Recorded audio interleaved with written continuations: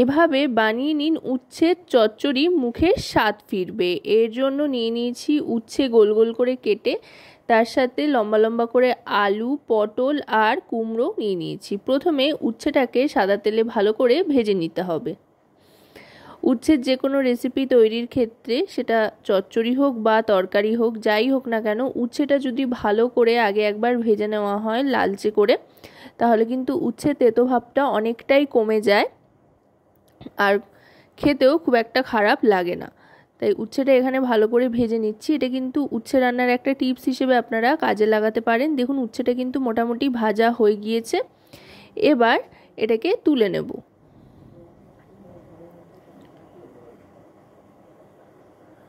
উচ্ছেটা তুলে নিলাম।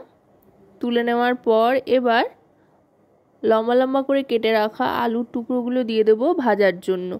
সাধারণত উচ্ছে আমরা শুক্তোতে ব্যবহার করে থাকি, তবে সবসময় দুধ শুক্তো বানানো সম্ভব হয়ে ওঠে না, কারণ অনেক রকমের মশলাপাতি লাগে আর অনেক রকমের সবজি লাগে। তাই হাতের সামনে থাকা কিছু সবজি দিয়ে কম মশলাপাতিতেও কিন্তু এই রেসিপিটা আপনারা বানিয়ে নিতে পারেন। দেখবেন নিরামিষি দিনগুলোতে ভাত খেতে এর সাথে দারুণ লাগছে।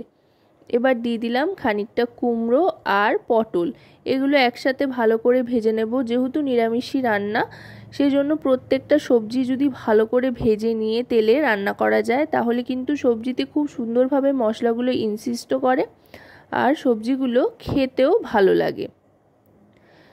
এটা ভাজতে ভাজতে মোটামুটি গ্যাসের ফ্লেমটা মিডিয়াম টু হাইতে রেখে ভাজছি। একটু হলুদ গুঁড়ো দিয়ে দিলাম, এতে দেখতে সুন্দর একটা রং আসবে, সেই জন্য। এই সময় হলুদ না দিলেও হয়, তবে দিয়ে দিলাম, বেশ সুন্দর একটা রং আসবে বলে।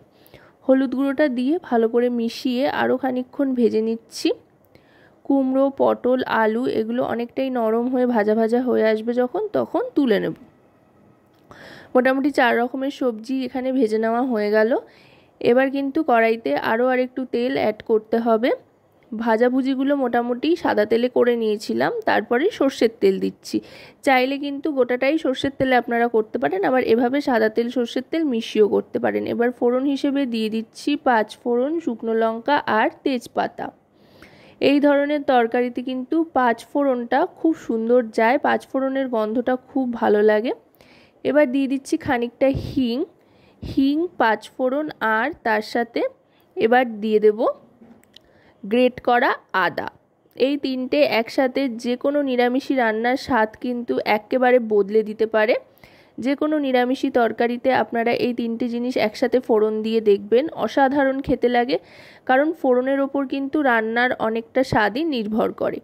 এবার অল্প একটু জল দিয়ে, যাতে মশলাটা লেগে না ধরে, সেজন্য অল্প জল দিয়ে দিচ্ছি সমস্ত গুঁড়ো মশলা এক এক করে। প্রথমেই দিয়ে দিচ্ছি হলুদ গুঁড়ো 1 টিস্পুন পরিমাণে, তারপর রোস্টেড ধনে আর জিরে গুঁড়ো 1 টিস্পুন পরিমাণে, আর কাশ্মীরি রেড চিলি পাউডার এটাও 1 টিস্পুন পরিমাণে দিয়ে দিলাম, আর স্বাদ মতো নুন দিয়ে দিচ্ছি। দিয়ে মশলাটাকে ভালো করে কষিয়ে নিচ্ছি। এই সময় কিন্তু গ্যাসের ফ্লেমটা লোতেই রাখতে হবে। লোতে রেখে মশলাটাকে ভালো করে কষিয়ে নেব। আর এই সময় খুব বেশি তেল দেওয়ার কড়াইতে প্রয়োজন নেই, কারণ কিনা সবজিগুলো যেহেতু সবকটাই ভাজা, এইগুলো এরপরে কড়াইতে দিয়ে কিন্তু কষাতে থাকলে সবজির থেকে একটা তেল ছাড়বে। সবজিগুলো সবই দিয়ে দিলাম পরপর, উচ্ছেটাও দিয়ে দিলাম, দিয়ে এবার ভালো করে ভেজে নেব, কষিয়ে নেব মশলার সাথে। একটু কম আঁচে একটু হাতে সময় নিয়ে সবজিগুলোকে কষিয়ে নেব। আর এই রেসিপিটা কিন্তু মোটামুটি শুকনো শুকনোই হয়, যেমন আপনারা গরম গরম ভাতের সাথে এটা খেতে পারবেন, চাইলে কিন্তু রুটি, লুচি, পরোটার সাথেও এটা সার্ভ করতে পারেন। বেশ অন্যরকম স্বাদের একটা তরকারি, মুখের স্বাদও ফিরবে।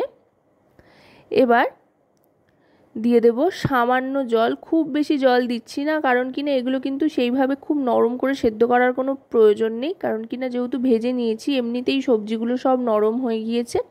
তাই অল্প জল দিলাম। অল্প জল এই কারণেই দিলাম যাতে লেগে না ধরে, এইটুকু জলেই চলবে। এবার সবটা মিশিয়ে নিয়ে একদম লো ফ্লেম করে দিয়ে গ্যাসটাকে ঢাকনা চাপা দিয়ে দেবো। মোটামুটি 4 থেকে 5 মিনিট মতো ঢাকনা চাপা দিয়ে রাখতে হবে। মিনিট 5 বাদে ঢাকনাটা সরিয়ে নিলাম। দেখুন সবজিগুলো কিন্তু অনেকটাই নরম হয়ে এসছে, অথচ আস্ত আস্ত রয়েছে।